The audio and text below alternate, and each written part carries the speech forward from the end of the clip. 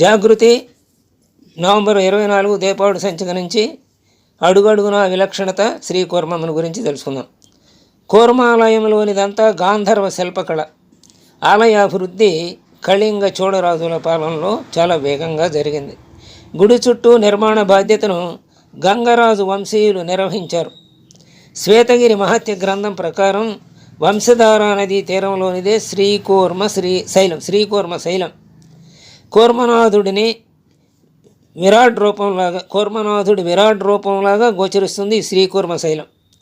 క్షేత్రానికి ఒకవైపున శిలాపర్వతం దాపునే కౌటిల్య తీర్థం, ఇతర తీర్థాల్లోనూ స్నానాలు అయ్యాక ఇంకా అక్కడ కొన్ని తీర్థాలు ఉన్నాయి. అవి ఏంటంటే చక్ర, నారద, మాధవ, నరసింహ, కూర్మ తీర్థాదులు. వీటన్నిటిలో స్నానాలు అయ్యాక స్వామి దర్శనము. పంచలింగ ఆరాధ్య క్షేత్రం ఇది. అంటే ఇక్కడ పంచలింగాలు కూడా ఉన్నాయన్నమాట కూర్మతో పాటుగా. అంటే 5 శివులు ఇక్కడ క్షేత్రపాలకులు అన్నమాట. ఈ కూర్మనాథుడి ఆలయానికి 5 శివులు క్షేత్రపాలకులుగా ఉన్నారు. వారు కర్పూర, హటక, సుందర, సిద్ధ, కోటీశ్వరులు. పుణ్యక్షేత్ర ముఖద్వారంలో భైరవుడు ఉన్నాడు. మందిర ప్రాకారంలో అష్టదిక్పాలకులు, పాలక విధుల నిర్వాహకులు ఉన్నారు. ఇక్కడి శిలాశాసనాలు కళింగ ఆంధ్ర చారిత్రకతకు ప్రబల ఆధారాలు.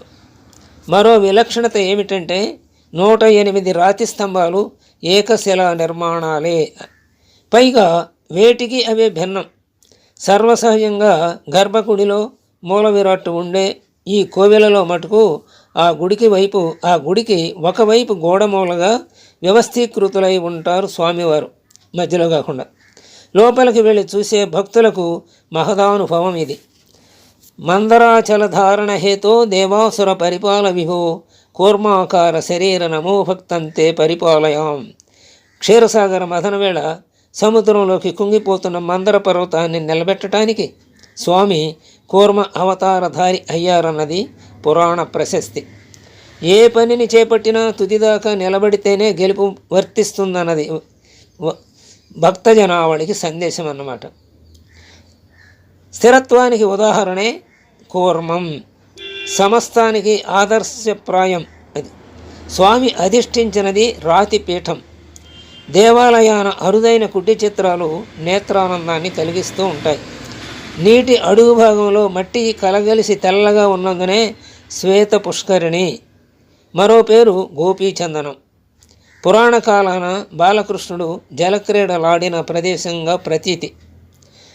ఆవరణలోని గాలి గోపురం, శ్రీరామ స్తూపం, ఘంటస్తంభం, గణేశ రూపం, రామానుజ పాదద్వయం దేనికి అదే విశేషం. ఇవన్నీ కూడా దేనికదే విలక్షణంగా ఉంటాయన్నమాట. అక్కడ మొత్తం ఆలయమే కూర్మ రూపంగా ఏకైకంగా కనపడుతుంది. రోజువారీ ఆచారాలైన, వార్షిక మహోత్సవాలైన 4 ధ్వజస్తంభం, ఒకటి తూర్పున మరొకటి పశ్చిమాన, డోలోత్సవాలు 3 రోజులు కొనసాగుతాయి. ప్రదక్షిణ మండప ఈశాన్య భాగాన సొరంగం గురించిన కథనాలు ప్రచారంలో ఉన్నాయి. శ్రీకూర్మం అంతటా ప్రకృతి సౌందర్య శోభ అలరారుతుంది. తాబేలు అవతార రూపంగా గల ఈ నిలయం వాస్తుశిల్ప చాతురితో నిండి ఉంది. కూర్మ జయంతి ఎంతోమందిని భక్తి తన్మయం చేసే వేడుక.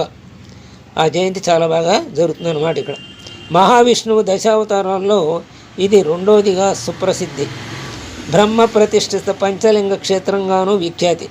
క్షేత్ర సమాచారాన్ని బ్రహ్మాండ పురాణం వర్ణిస్తోంది. కోవెల పైభాగమంతా అష్టదళ పద్మాకారం. మరీ ముఖ్యంగా కొన్ని ద్వారాల మీద శిల్పరూపాలు చూపు తిప్పుకోనివ్వవు. విష్ణు అగ్ని పురాణాల కథల ప్రకారం స్వామి లీలలు చిత్ర విచిత్రాలు. నల్లరాతి ప్రతిమ గంధపు చెక్క పూతల వల్ల పసుపుమయంగా అగుపిస్తుంది.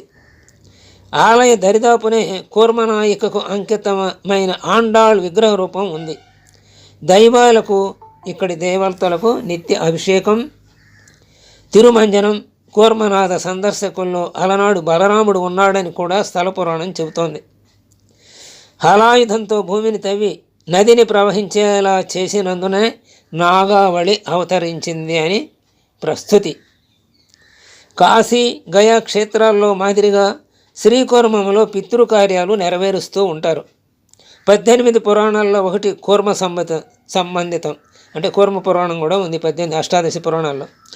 సమానుతే దేవ పదార విందం ప్రసన్నతాపో పశమాత పత్రం ఆలయం తేజో విరాజితం కళల సమన్వితం. స్వస్తి.